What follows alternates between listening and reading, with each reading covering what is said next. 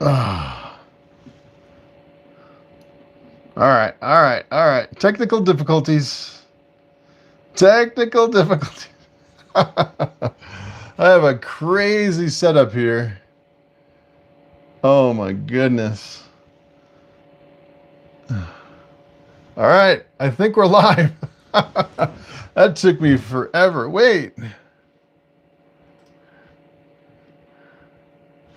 All right. All right, all right. I think we got it here. All right. Are we good? Can you hear me now?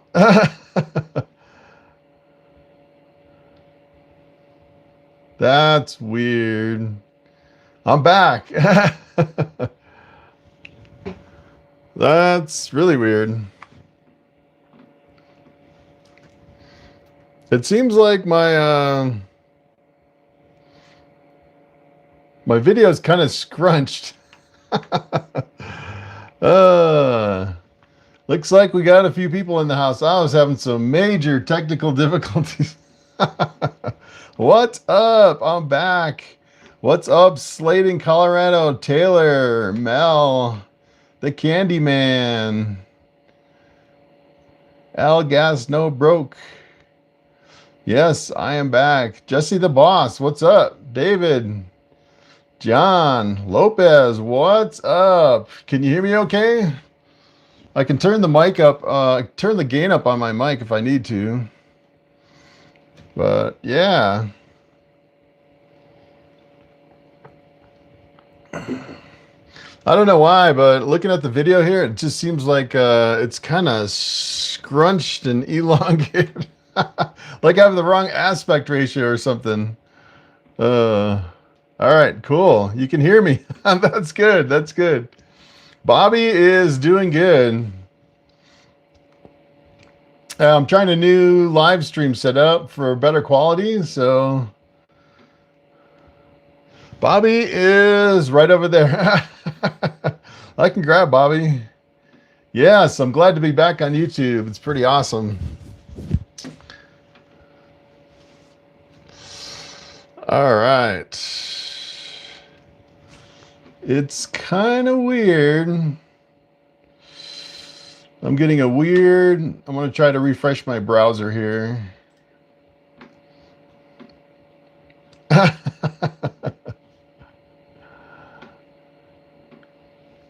Hey, Chris, 5 a.m. from UK. So glad I didn't miss this.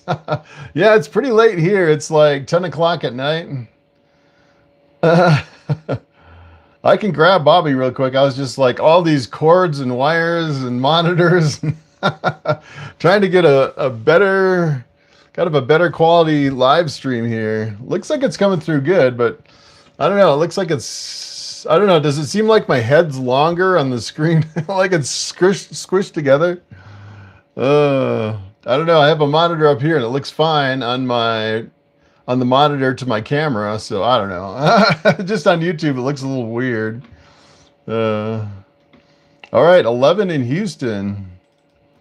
Let's see. I am going to go live chat.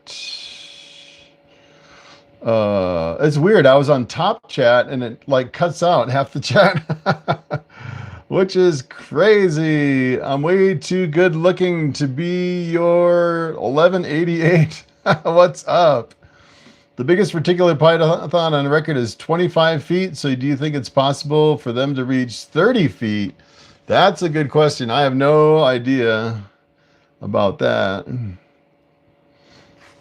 Let's see. It does seem slightly squished. All right, but it works. Screen looks stretched. That's weird.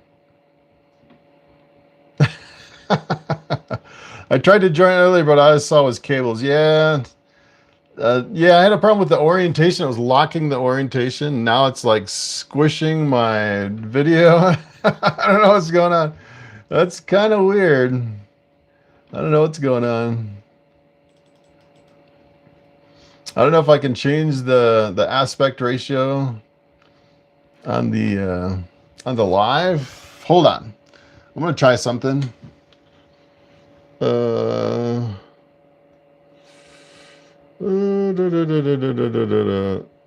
don't see where I can make any changes. I don't see where I can make any changes. All right. We're stuck with a squished screen, I guess. So, where have I been? I have been working like a dog. I actually took a day job, and that's just so weird. Very weird. Took a day job for about 3 years. Lost my job, and I thought, nah, I'm just gonna come back to YouTube. All right. How similar are Angolan pythons to ball pythons? I'm not too sure about Angolans. I know they're completely different. I don't know if you could crossbreed them though. Opal Snake Scales says hello.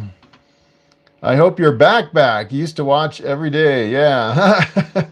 So kind of my plan was to post Monday through Friday, do a live stream on Saturday, and then take Sunday off.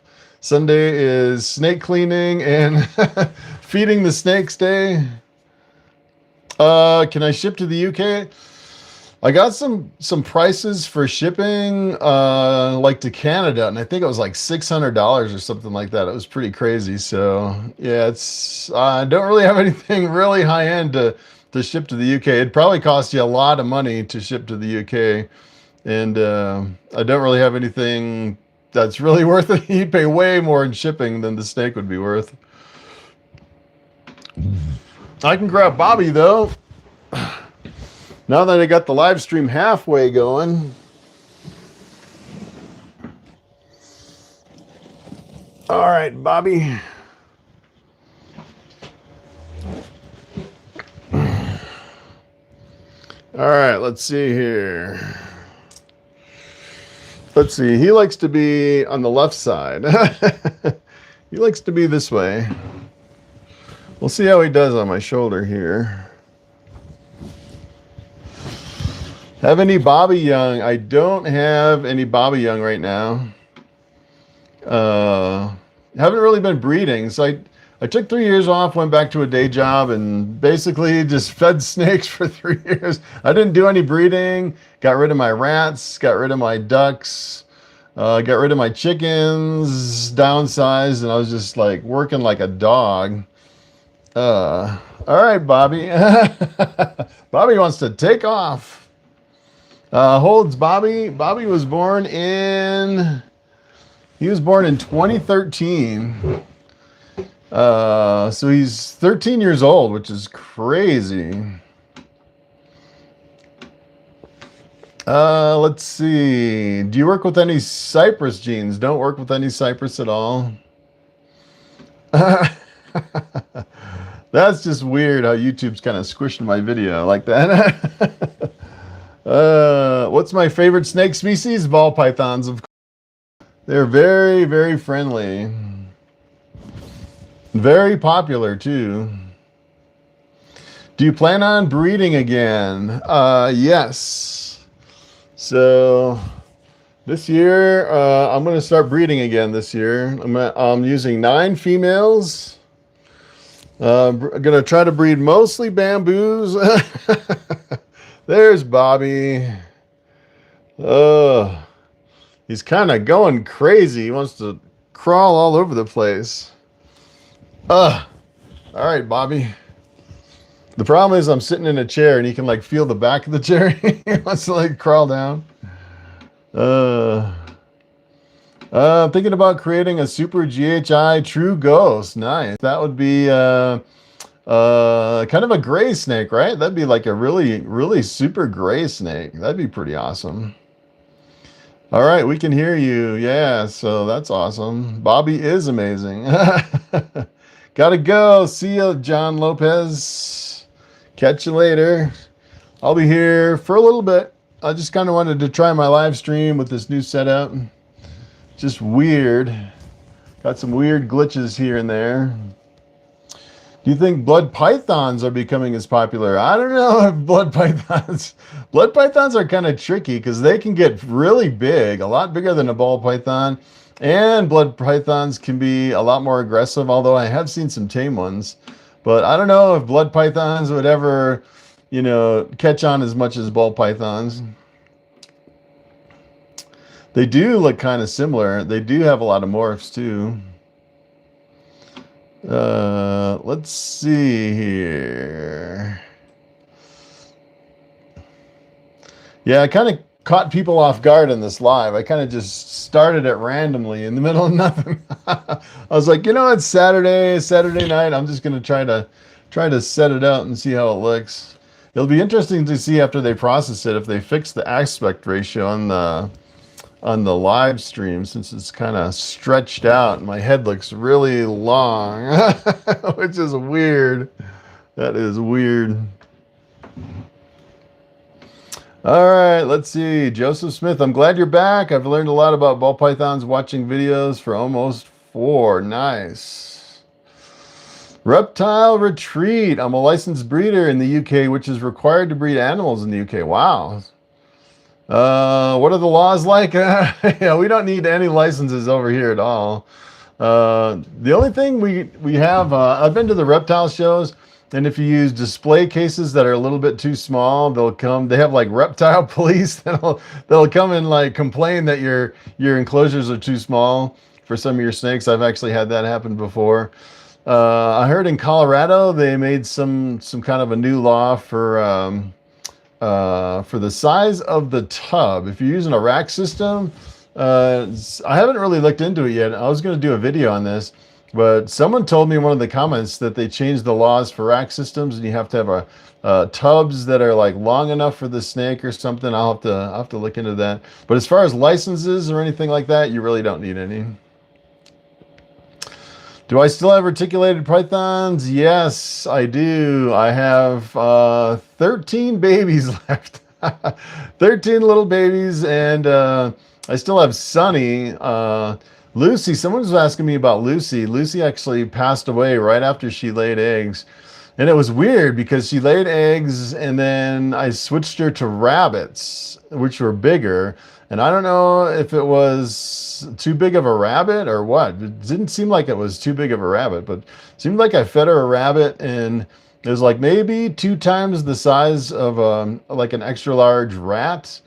And then she seemed like she was breathing really heavy, which is weird. And then maybe she was allergic to rabbits or something. I don't know. And then like shortly after that, she passed away. So I don't know what happened to Lucy. She just suddenly passed away. Didn't have any problems at all. So that was just kind of weird. Let's see. Todd Moore, perfectly timed for me. I'm shopping for a bamboo combos. Yeah, I'm probably, I haven't even started pairing up yet. So what I'm going to do first is I'm going to go through my whole collection, do DNA testing just to see if anything's kind of floating around. If I have like random hets through here, I might change up my breeding a little bit. And then I'll probably breed like one snake. I think I'm just going to take one bamboo calico and run it through my collection. Maybe every few weeks, do a new female. And then just have like a clutch every few weeks, which would be kind of cool. Instead of having like 100 hatchlings all at once. And that way I can like kind of space it out to where I don't have so many hatchlings all at once. And then we could do, instead of doing like all egg cuttings, you know, the egg cutting videos all at once, I can kind of spread them out a little bit. That's kind of my plan. Let's see. My favorite colubrid species. Let's see, my favorite colubrid would definitely be king snakes. I had some king snakes before, and got rid of them.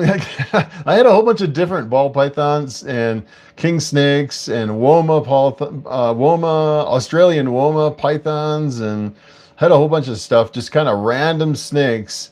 And then I decided to get rid of everything and focus on ball pythons. The problem is if you have multiple different species, you actually can't breed them together. And that was the thing. I was thinking, if I got rid of all my snakes except the ball pythons, replace them with ball pythons, then I could breed anything to anything. And that was kind of the allure of getting rid of all my snakes. except the ball pythons and a couple retics. I guess I kept the retics just to kind of use as, you know, garbage disposals for the rats that wouldn't be eaten. Let's see. Reptiles are like modern dinosaurs. They definitely are. Perfect replacement for the spider gene. Yeah, for sure. So the bamboo is almost exactly like the spider gene, kind of the pattern coming down the side of the snake. And it doesn't have the defects of the spider gene, which is pretty cool.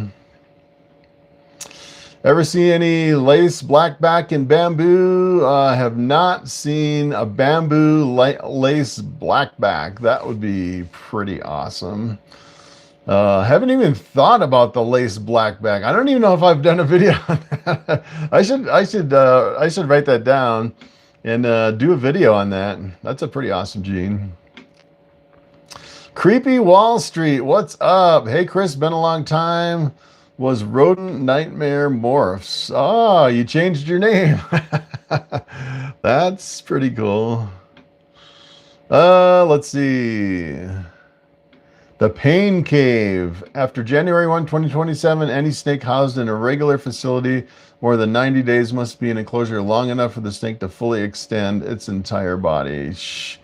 Yeah, I don't know if you watched my my female breeder video. I had that really long one that was like, I don't know how long it was. It must have been like 5 feet long.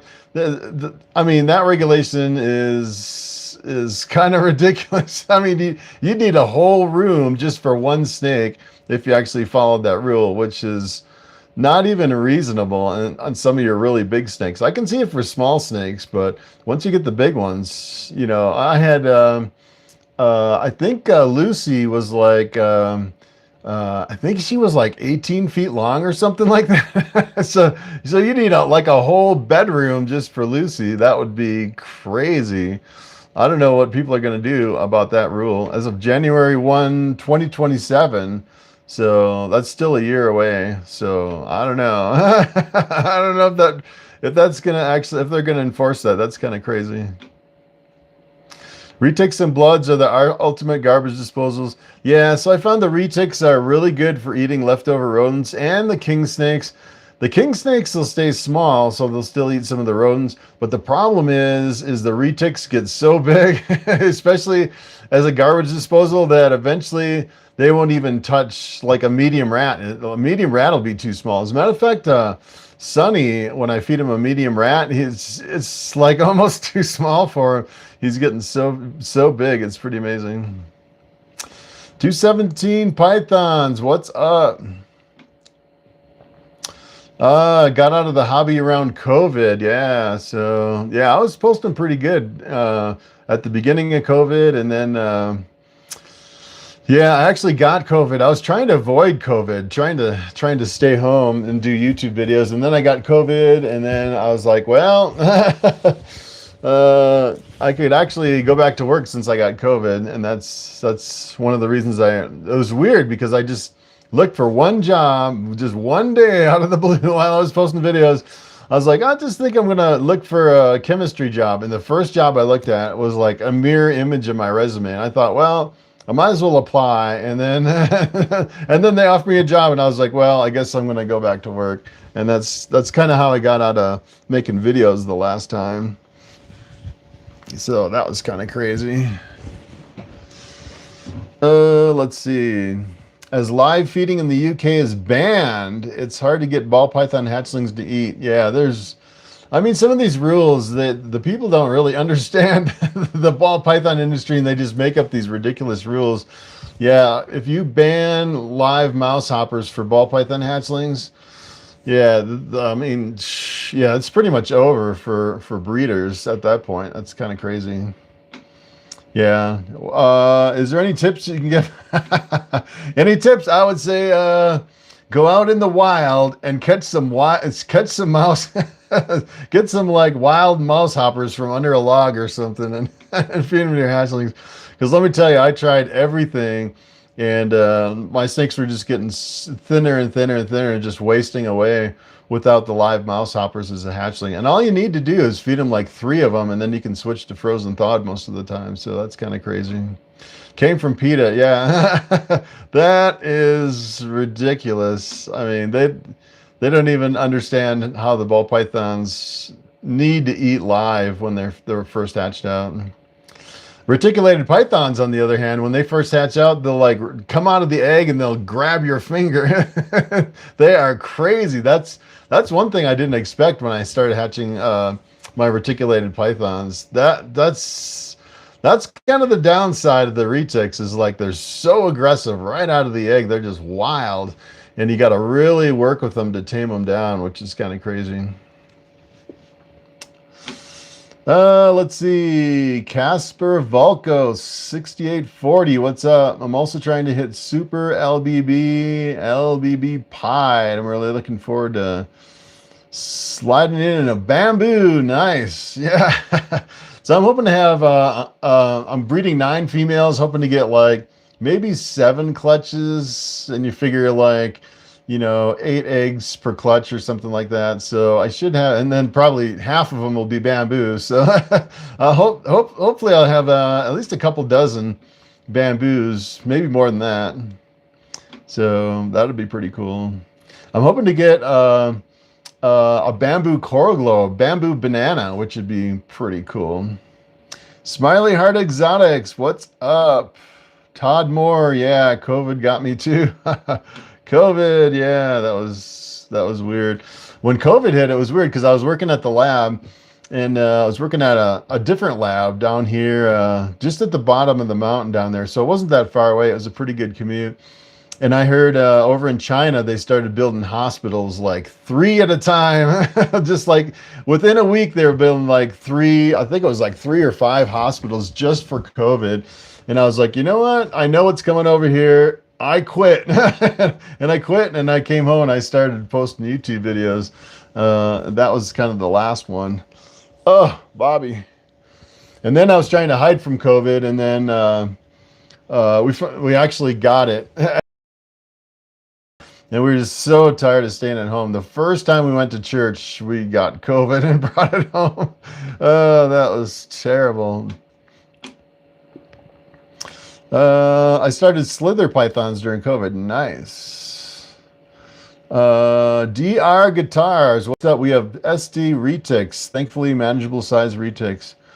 Yeah, so the super dwarfs, let me tell you, if you feed them every single day, like multiple rodents a day, like as garbage disposals, they can get really big. I don't care what kind of retic it is, even the super dwarfs. So you really have to, the super dwarfs have the genetics to stay a manageable size, but you can't overfeed them or they can get really big, is what I kind of found. I suck at chemistry. Carlos Mayoral 8477. Yeah, so yeah, I've been doing chemistry for a long time. I got a master's degree in college in organic chemistry. So it seems like you get better in chemistry if you specialize in one thing, because like in college, you go into the chemistry classes and they try to give you everything on all topics, and it's just overwhelming in college. I don't think they teach. Yeah, I don't think there's enough time, like in 4 years, to learn all the chemistry. It really needs to be kind of stretched out. Yeah, PETA is nuts. I agree. Yeah.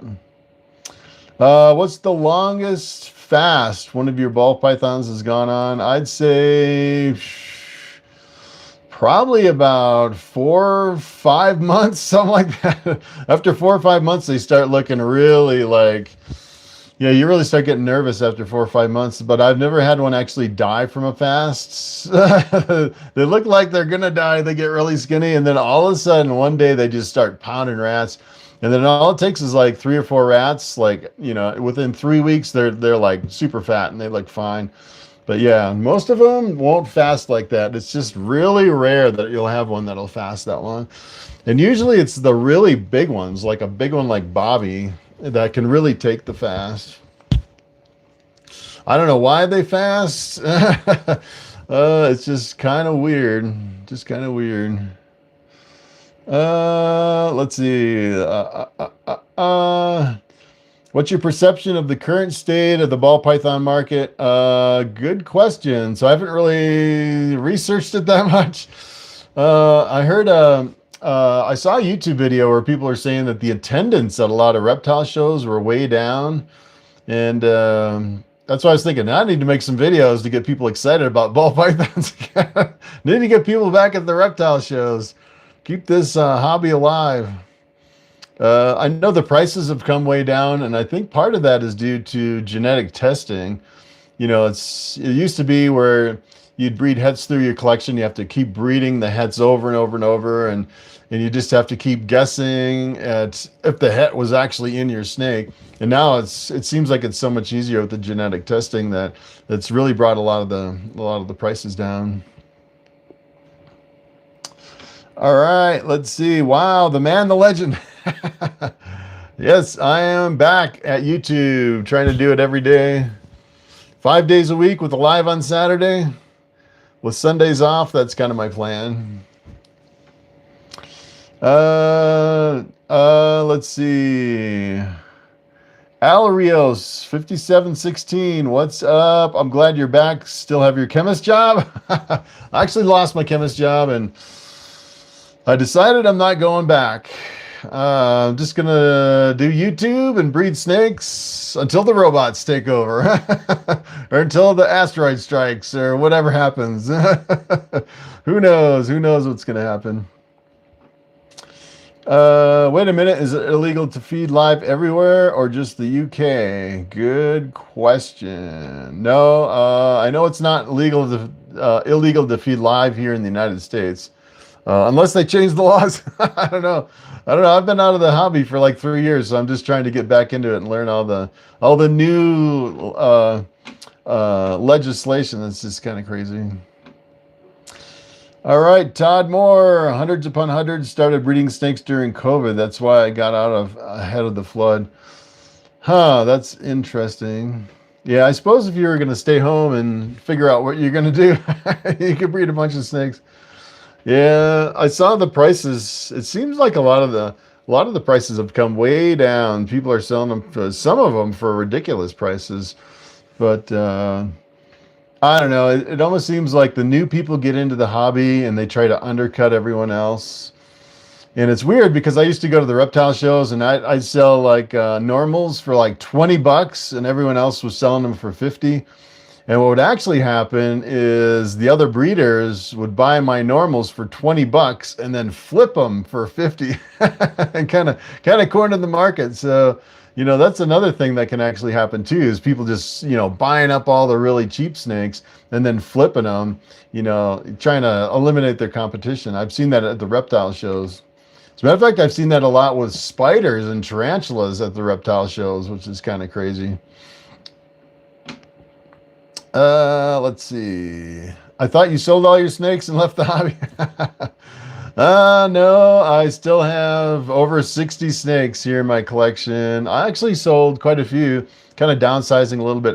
Every single tub I had was full except my hatchling tub. So yeah, yeah, I've just been feeding snakes for 3 years, which is kind of crazy. I didn't know really what to do because I had a day job and I just didn't have time for it, you know, it was like 2 hours to drive to work and 2 hours back, and then, you know, 9 hours at work. So you're looking at 13-hour days, working a day job and then on the road and everything. It was kind of crazy. So yeah, I didn't have time for any of my animals. Sold a bunch of my animals. So, and I thought, you know, I thought about selling my snakes, and I go through them and I'd pick them up and I'm like, nah, I'm going to hold on to them. But you know, the weird thing is if you stop breeding snakes, then you're just paying for food and you're just like, you're just kind of losing your shirt over 3 years just feeding snakes. So you pretty much have to breed snakes to break even at least, you know, much less make a profit. So that's kind of crazy. All right, I'm a mountain head too. What's up? Bamboo banana would be super cute. I have a banana cinnamon. Nice. Banana cinnamon, a dark banana. That is cool. COVID or the flu, both active right now. Yeah, I know. I have a family member that's really, really sick. I'm like, dude, you need to take a. They have the new COVID slash flu tests. So, you know, if it's the flu, it's not that contagious, but if it's COVID, it can be really contagious. So you kind of have to watch out for that. How do I train my ball python to stay on my neck? Bobby is surprisingly trainable, which is pretty amazing. So the weird thing is I don't know if you saw some of my videos earlier this week. I just started making videos. I actually have a lapel mic underneath my t-shirt. It's a DJI mic mini, and put it on under my t-shirt. But the problem is if Bobby rubs against that mic under my t-shirt, like right in the middle of my chest, then I get some really bad static. So we've been working this week on him trying not to be in the middle, and he's been doing pretty good. Just staying by the side. Usually he like wraps around my neck and comes up, so he's used to kind of like a free rein on my neck. So I'm trying to keep him away from my mic. Now let me tell you, this mic is a game changer. It's pretty nice, but it's kind of tough with the ball python on my neck. I was trying to like hang it from above me and put it on a stand in front of me and do all this stuff, and then I found out underneath my shirt, right in the middle of my chest, it's like I have a little just a little magnet, like right here. You can see that's holding the mic under my shirt. It's been working great. So the weird thing though is he's catching on. It's like he knows not every time he comes to the front, I kind of push him to the side. It's like I didn't really realize he could train the snake that much, but he's surprisingly trainable, which is kind of weird for the most part. For the most part, it's kind of coming up right here. Bobby's stealing the show. Yeah, the problem is let's see if I can get him in focus. This crazy camera is like, it like locks onto my face and like puts everything else in a blur. I think I have to turn off the face tracking or something. Oh, all right, let's see. Bobby is getting a little crazy here. All right, Mystic Mountain Morphs. Howdy, howdy. What's up? Colts Blue 0331. Are you coming out to NARBC Tinley Park? No, I'm not going to Tinley Park. Unfortunately. Yeah, I'm kind of transitioning from a day job to YouTube and selling snakes. Trying to make enough money to pay the bills at this point. So until my YouTube channel, you know, it's been pretty much dead for 3 years. So I haven't been making hardly anything over here on YouTube. So hoping to get a bunch of videos out there so I'll start making more money and start selling snakes. And yeah, trying to figure out how to pay the bills. That's the other thing. So kind of on a limited budget right now. But when I was doing YouTube videos every single day, day after day after day, I was making pretty good money on YouTube. But it just takes a while for those videos to build up the views, and it's kind of like a cumulative effect as far as, you know, having so many videos out there that are bringing in a little bit of money, each individual videos. But it takes a while. It's probably going to take me months to get back to where I was for sure. Let's see. I hate the Krebs cycle. Yeah, in the chemistry lab, we didn't do the Krebs cycle. I was a analytical chemist. So, if you get into chemistry, there's so many different types of chemists. There's, analytical chemist, organic chemist. There's, kind of the biology side, microbiology. Everyone's really specialized when it comes to chemistry. Everyone kind of has a different specialty. Let's see here. Reptile Retreat, what's up? As I am trying to expand my YouTube channel, and you are pretty much a master at this point. Do you have any tips for YouTube? Yeah. My best tip for YouTube is go over to there's a channel called Think Media. Sean Cannell over there, he is a master. I've been following him from the beginning from like probably for like the last 10 years at least, and he'll show you all the different stuff. I'd say post as many videos as you can. Try. He would say once a week. I don't think so. I think if you did one video a day, or at least as much as you can. As a matter of fact, at one point I was doing 2 videos a day, and you get about 25% more views doing 2 videos a day. And for a while I went to 3 videos a day, and you do get more views just because the law of average, more up to bat as far as, you know, the videos out there. But the other thing is I would focus on trying to improve something every single time that you make a video. So, you know, work on your lighting, your camera, your effects. Yeah, there's so many things. It's overwhelming, let me tell you, once you get into it. I have Adobe Premiere Pro, and let me tell you, that's what took me like a whole month to get back to where I was, to try to figure out all my settings and everything with all my wires and monitors and cameras and Adobe Premiere Pro and the mic, and it's just, and the thumbnails. It can be overwhelming. It's just, you just got to improve one little thing every little time. Just kind of chip away at it. Let's see. Organic chem grad student. You're super smart. Well, yeah, I guess, yeah. Smart compared to, I'm smart in certain areas, I guess, you know. So organic chemistry is such a huge, broad area, and I kind of focus just on one little area in organic chemistry for my master's degree. And that's when it gets really fun, when you just focus on one thing. Make sure I hype your videos that you put out. Nice. I could definitely use more views. As a matter of fact, Reptile Genetics sponsored my channel, gave me free DNA testing throughout my collection, and they said they were going to link my videos over on their website on each gene. I thought that was pretty cool. And I was looking at some of my old videos, and I'm missing a few genes. I think one of my upcoming videos is going to be the sable gene, because they do test for sable, and I've never done a video on it. So that'll be one of my upcoming videos. That'll be pretty cool. Let's see. I just dug out my first 4-crested gecko eggs. Nice. Krebs cycle sucks. I prefer the electron transport chain. Do you think ball pythons are still worth it in 2026? For sure. Yeah, for sure. Yeah, so I think the market's going to kind of ebb and flow. So you get a lot of people pushing out a lot of cheap snakes, and a lot of people get discouraged and then leave the hobby. And then essentially what that does is, you know, the supply dries up and the demand increases eventually, and then the prices will start going up. So yeah, I definitely think it's worth it. So let's see. Yeah, I'm banking on it.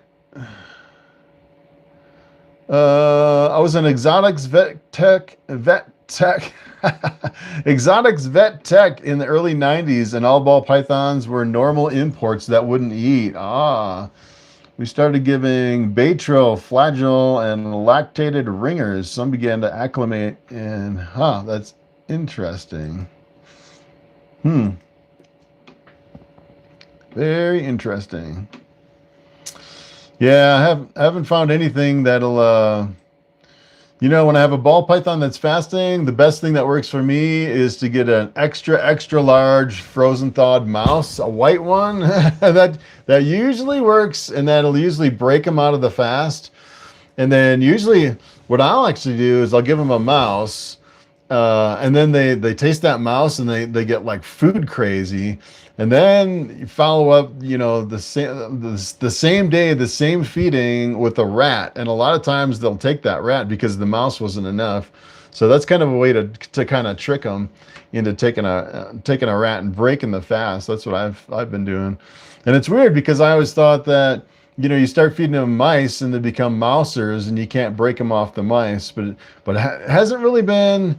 I got into like not breeding for like a whole year, working at a day job, and then I realized a lot of my snakes weren't eating, like almost none of them were eating, and I'm like, I got to do something with these snakes because none of them are eating. And then I went through and started feeding mice, and almost all of them came back on food. And then I kind of tricked them. I'd feed a mouse, and then I'd come back like, you know, half an hour later and feed a rat, and they would like grab that rat like crazy. And then the next few weeks, it seems like they tasted that mouse and they go crazy for the rats even, which is kind of crazy. So that's been working pretty good for me, is the old mouse trick. extra large frozen thawed mouse. Let's see. Wow. I'm behind on the comments. Not a lot of people are making new YouTube videos about ball pythons. Yeah, I was actually looking to see who my competition was. Nobody's putting out daily videos on ball pythons. So I was like, hey, I can corner the market on this to try to, you know, I think that's, you know, that's another thing about the ball python industry too. If people aren't putting out the videos, then people don't really get interested. And then, it, you know, you can see at the reptile shows, it kind of suffers too. So hopefully I can stimulate everyone to pick up the ball python hobby again. What do you think about some of the monsoon combos coming out and tri-stripe? Yeah, I haven't looked at that yet. So I've seen the monsoons come way down in price. That when I was looking at monsoons, you know, 5 years ago, you had to spend like $8,000 or $10,000 to get into the project. So it's interesting how far they've come down. I think I've seen some like, I think the lowest one was like $800 or something like that, which is kind of crazy. I can't even believe that. All right, I'm glad you're back. Thank you. Do you think the ball pythons are still worth it? Yes. Ball pythons for me, mainly because there's so many different genes. And if you go to a reptile show like the NARBC, it's funny because when I first started getting into snakes, I was getting like Australian Woma pythons and king snakes and all these. And then I went to the NARBC and here's the king snakes over here that got like one person looking at it, and the Woma pythons, they got one person looking at it. And here's the ball pythons over here with like 3 rows of people. You got to fight your way to the display case. So I was like, yeah, I'm getting rid of all my snakes, getting into ball pythons. So you could definitely tell at the shows that people are still crazy about ball pythons. Mainly because, you know, people want to see like the new stuff coming out. There's always new combinations that have never been made. What? Olympus Reptiles is getting out? Getting out of the hobby? Are you kidding me? Wow. Really? That's surprising. I'll have to double check on that. I'll have to send him a bamboo. What's your opinion on the Sea Serpent combo rack? I have not seen that one. Let's see. Yes, he is. Family emergency. Oh, okay. I'm kind of behind on the times. Yeah, I was kind of wishing Olympus Reptiles would like kind of switch up their snakes, because that's kind of where I was, like breeding the same thing over and over and over. You kind of get burned out, and you're like, you know, you kind of get attached to your snakes. You don't want to get rid of them. And then, but if you could, like, you know, sell all your snakes and then maybe even take a little break and then start over with like a completely new genetics. As a matter of fact, I was thinking if I completely started over, what I'd probably do is get like a snake with like 6 genes and breed it to another snake with like 8 genes. And then, you know, make all these crazy combos just from those 2 snakes, and then keep breeding the offspring that have like 14 genes or something like that. That's probably what I would do. You just have this rainbow of snakes constantly coming out of your collection. That would be pretty cool. And then, of course, you'd have to do DNA testing on all those to figure out what they were.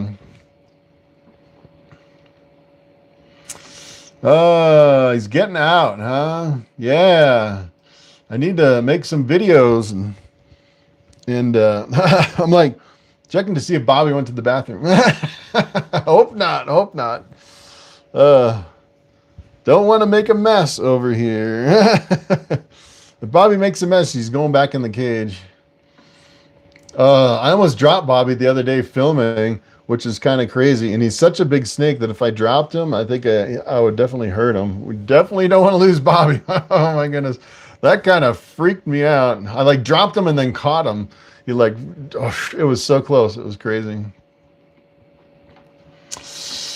Casper Volkos, you were a major influence in me picking up the hobby. My first pairing, a blue-eyed leucistic, bamboo VPI, super pastel hat. yeah. It's addictive. It's so addictive. Let's see. I'm trying to breed. I've experienced some ball pythons ever since I was a teenager. Nice. Yeah. Yeah, the first clutch of eggs is, I'd say, the most exciting. The very first clutch and the very first clutch of eggs hatching. That's a really exciting time, too. I started breeding ball pythons for a little over a year, pairing an Orange Dream Mojave female and Mojave Desert male. Nice. Is that the desert or the desert ghost? Is that desert? The desert with the problems. I was actually going to do a video about the desert. The desert is the problem with the females, that desert, not the desert ghost. So yeah, I haven't seen any deserts over on Morphmarket. Nobody, it seems like the deserts are pretty much dead. Like nobody's breeding them anymore, which is crazy. Snakes and tanks. Love your videos, bro. Watch them all for sure, my friend. All right. Yeah, the hard part is coming up with good topics.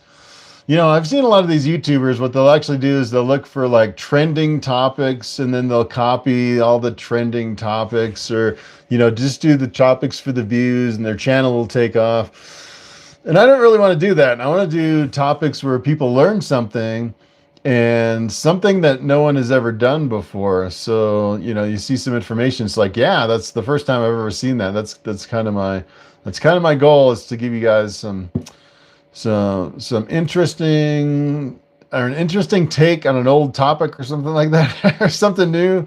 So that's what I'm always trying to do, is something that nobody else has done. Because if you actually go over and type in like Ball Python care, there's like, you know, 50 videos of the same thing and they all get like 50,000 views. It's like everyone's doing it just for the views, which is kind of crazy. So I'm not really, I don't really want to go, you know, it's almost like being a video artist and you're like copying someone else's picture on YouTube as a painter, you know.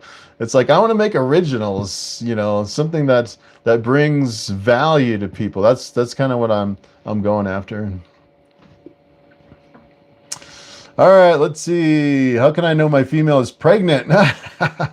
Has successful locks every month since November. She stopped eating 2 weeks ago. So that's a good sign. If they stopped eating. Yeah.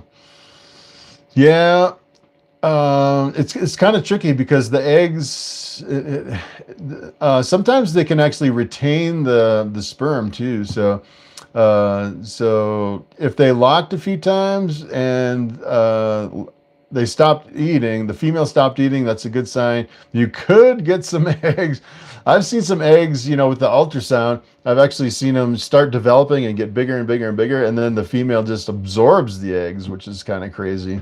So sometimes they can lay and sometimes they reabsorb them. It just really depends on the female. And it really depends on the size. So if you have like a really big female that's really healthy and fat, that's a good sign. If they stop eating and keep getting bigger and bigger, that's a good sign too. Because if they stop eating and get really, really skinny, usually, you know, at that point, they're not going to lay eggs. But if they start getting bigger and bigger, that means those eggs are building in there. And a lot of times that's why they stop eating, because there's just no room for food in that snake until they lay eggs. All right, let's see. RHD Pythons. Currently working on my first recessive project, working some banana pieds into hypo. Nice.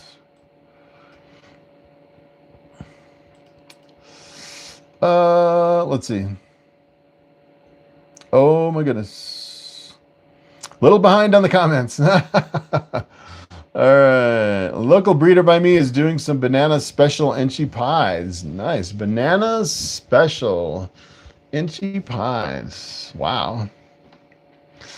What size rack tub for an adult ball python? So I have, yeah, it depends. I would say it depends on the size of the adult. So my huge snakes like Bobby and all the other really big ball pythons, I have them in an ARS, I think it's an 80-18. So it's like two big, huge tubs. It's essentially what it is. Essentially what it is like a boa tub. So that's that. But it's not like a really, really big tub like I keep my retics in. It's about, I don't know. I don't know. It's about that big. So you can go over to ARS Caging and look up the ARS 80-18, I think it is, and see that. But I'd say most ball pythons don't get that big. An ARS 70 series is what I have most of my breeder ball pythons in. And as a matter of fact, I have some breeders in these 50-40s too, like the males and the smaller females. So it just depends on the size of the snake. And I found if you take too small of a snake and put it in too big of a tub, a lot of times they'll go off of food. They'll get real scared and hide in a corner. So you don't really want a really big tub for your ball python because it can kind of freak out in that big tub, which is kind of weird. Let's see. RWO broadcast. What's up? Sear show is going strong. Interesting. Casper, I'm super interested in LBB green pastel and whether or not it has HRA or not. Any thoughts? Not sure about that one. I have a lot of luck with mine, getting mine back on food, feeding live gerbils. The problem with live gerbils, I've heard people say that you go with live gerbils with the ball python and they get stuck on live gerbils. So that's the other thing. And then trying to get gerbils, even frozen thawed gerbils, can be kind of a challenge. So I would be cautious of using some of that exotic stuff for ball pythons because they get a taste for it. Like African soft furs, I've heard they can get stuck on African soft furs too. Of course, I heard they can get stuck on mice, and I've kind of disproved that here in my collection because I kind of go back and forth between the mice and the rats. Let's see. Do you have any, or have you had any Volta? Yeah, I just sold a really big Volta Lemon Blast. It was the only one over on Morphmarket, and it sold like right away as soon as I posted it, which was crazy. So I suspect it was Volta because it had a really big head and a really thick neck, and it was super heavy. It was kind of crazy. So yeah, I posted it over there, and I haven't shipped it yet. As a matter of fact, I still have it over in my collection.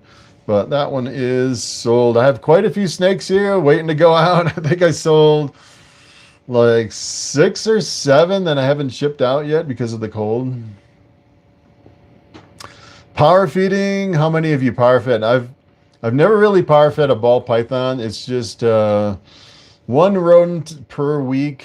I have power fed my retics before, but I won't do it because yeah, when I first got reticulated pythons, it was weird because I'd feed them like even a big rodent for the size of the snake, and within 2 days, I mean, the next day it would get like a big lump in its belly, and then the next day it would be like super skinny, like it was starving. It was like the metabolism of a retic is so incredibly fast, and it's always like, you know, wanting food. It's like you go up to the fish tank and they're always hungry. That's what it's like with retics, and you're tempted to just keep feeding them and feeding them, and that's what I was doing with my retics. That is a mistake.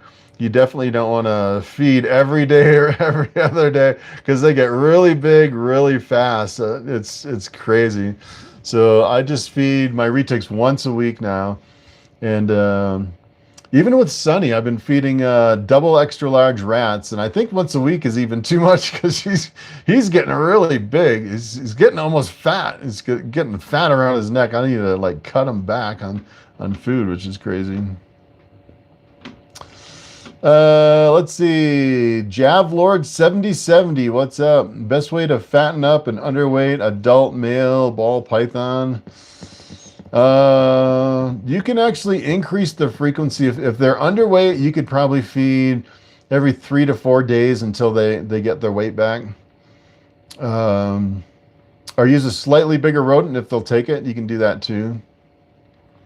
So I've been using medium rats. I had one snake that went off of food for like, she's on the bottom over there. She went off of food for like 3 months and she was getting scary skinny. And then she came back on, but she's eating medium rats and eating every week now. So that's good.